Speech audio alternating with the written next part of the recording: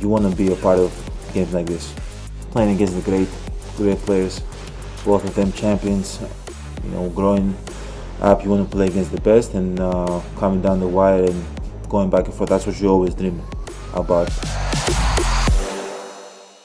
To start, as you went through the last couple of days, how did the ankle feel, and was there doubt in your mind maybe that you'd be able to go today, let alone, play the way you did? Felt good. Obviously, I stepped on Kelly Olynyk's foot, and at the moment, I was in a lot of pain.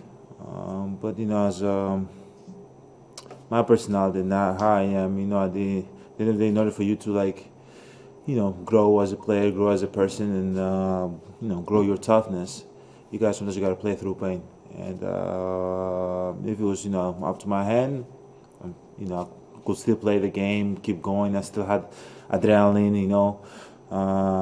even though I could not step on it at all the first time. But the team wanted me to take a break, get healthy, and don't have something that's going to keep lingering and lingering and lingering. So that's why we decided not to go. But today I felt good. Could not speed up as much as I would want to, but I was able to I had balance. I was able to get to my spots, and did not feel as much pain. Well, speaking of your spots, I know you've talked all year long about the work you've put in, practices or even pregame, working those spots on the court. It looked like tonight Brooklyn was going to let you take some shots and pull up for jumpers and threes. Clearly you felt comfortable, but what did it feel like out there? And was it clear early on that they were going to let you do that, I guess, to a degree, and you kind of had to make them pay? At the end of the day, I've been working on this, and I always believe that one day everything's gonna click, and that's what happened in the past, and that's what's happening right now. But at the same time, this game don't mean nothing, absolutely nothing to me. All I can take from this game is just look at the game, the way it went, what can we do better, what worked for me, and just move on to the next one. As I said, I've been working on jump shot my whole life, and I know eventually one day, as I said, it's all gonna click. I've said in previous interview, basketball is like art. Like every day you have the opportunity to create the art, and once you're done with that, you put it in your garage or whatever you want to put it, and move on away from that. But tonight, that picture that I created, that's who I want to be moving forward. It doesn't matter if the points I scored, 49 points, it does not matter. I don't care about that, absolutely. What I care about is how, get to my spot, how I slowed down, how I was able to find my teammates, how I was able to miss one, miss second one, miss a third one, and still be able to come down and shoot another one, but so looking at this picture, this is who I want to be moving forward, and this is who I believe I can be. But at the end of the day, game is over with. We play them again in 2 days. Keep improving as a team. Keep believing in ourselves, and we're going to be in a good spot. Eric, name? Just wanted to clarify, when you said you weren't able to spin back as well as you'd like to because of your ankle? No, speed up. Oh, speed up. Sorry. Yes. For you, we've seen teams do this before, right? Where you're going to see a lot more one-on-one coverage. They're going to try to turn you into a scorer more than like the playmaker, where they're sending doubles and stuff like that. How do you think you've grown in that over the years? Like I think back, you had your career high 52 against the Sixers when they did that same thing. You had 44 in Philly when they did that same thing. Just like kind of what's your mindset when you're going to see one-on-one coverage for a good part of the day? It's hard. I don't like when teams play me one-on-one. I don't like it at all. But to be serious now, it's kind of hard because my whole life I've been wanting to create, either for myself, either for my team. Like that's my first instinct, finding guys and going through cracks and throwing it in the dunker, throwing it in the 3-point line.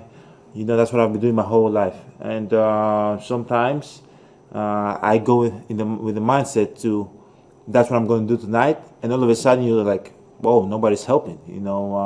Nobody's double teaming. I have so much space, and you got to kind of switch your mindset during the game. Like, okay, this night is not going to be a night that you're going to create. This night is going to be a night that I gotta get to a spot and execute. But yeah, as I said, I don't like when team play me 1-on-1. I hate it. So late in the game, they switched that up when they put Blake on you. And then there were more doubles coming. There was more help coming. How do you feel like you handled that adjustment? Because that was probably like the final 5 or so minutes of the game that it went from 1-on-1 back to kind of what you're used to seeing. Yeah, as you said, they were coming. I was able to find Drew in a 3, but at the same time, I thought I could do a better job getting to a spot. But he's a great defender. Like with Blake, you got to be extremely careful because like he's trying to get underneath you, he's trying to get a charge. Like you gotta move him. Like you gotta play with him, move him, and then being able to attack. As I said, but I could be a little bit better getting to a spot the next year. Speaking of that, can you just take me through that step through? I think you're over on the right wing and give the little shot fake and then step through. Yeah, you've seen that my whole career. I was able to get to my spin, move. I knew he's going to try to be in front of me, and I had to like up and under. He jumped, he left his feet, and I was able to get to my left layup. Malika Andrews. Hey, Giannis. Kyrie, Kevin, they were all talking about how these types of matchups, this is the games they want to play in, this type of competition that pushes them, and you're so competitive and have talked about that. What is this type of game where it comes down to the wire like that? What does it bring out in you? Obviously, playing against the great players, both of them champions, great scorers. You want to be a part of games like this. Growing up, you want to play against the best, and coming down the wire and going back and forth. That's what you always dream about. But for me, this game, as I said, it doesn't mean anything. It's great game, great show for the crowd, for the people. But at the end of the day, we got to go watch film. We got to keep getting better. We got to keep gluing this team. Keep believing in ourselves and keep executing. I was very, very proud of my teammates, the way that we defended, the way we, obviously KD had 42, but they were tough for it. Like everything was tough. He's just unbelievable. That's what he do. That's what he's done his whole life. But like the way we defended, the way we were like we keep guys in front, the way we switched, the way we read about the ball, like we did a great job. But we got to carry this over. Keep moving forward, and as I said, great game. We played them in 2 days. This is over with. We got to keep getting better and learn from this game. Thank you. Charles Gardner. Hey, Giannis, how are you doing? KD, as you said, he's unbelievable. When you get in a game like this, is it just kind of get your juices flowing because he's not missing, you're not missing, and it's kind of going back and forth and made for, like you said, a great show. How do you feel on the court when you see him going, playing so well as also? How do I feel when he's playing well?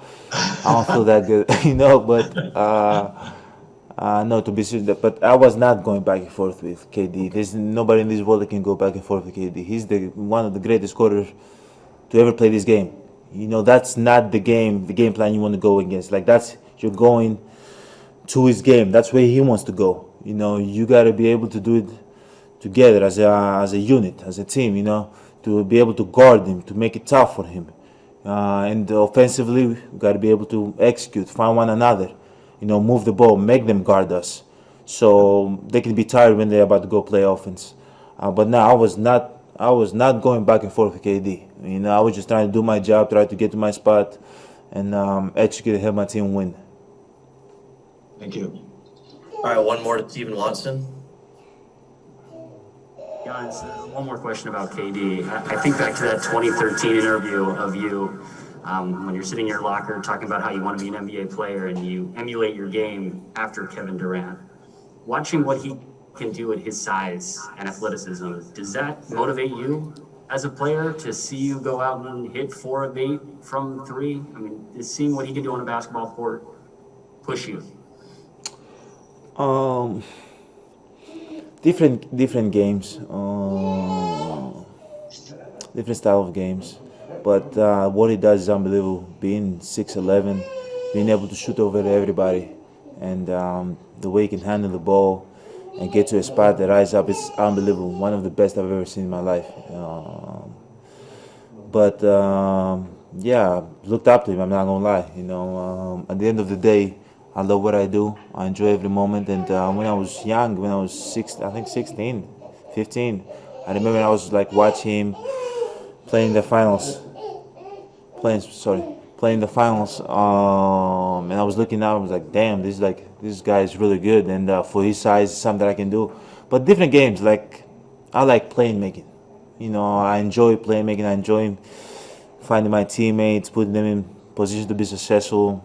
I love, you know, sharp like it's different game, but you have to appreciate players like that, you know, because you don't see them often. It's one of generation, you know, talent, and for sure personally, I try to, you know, steal as much as I can from his game and as much as I'm capable of doing, because there's some stuff that only he can do, you know. But it's a great player to watch. And you know, growing up, I always looked up to him.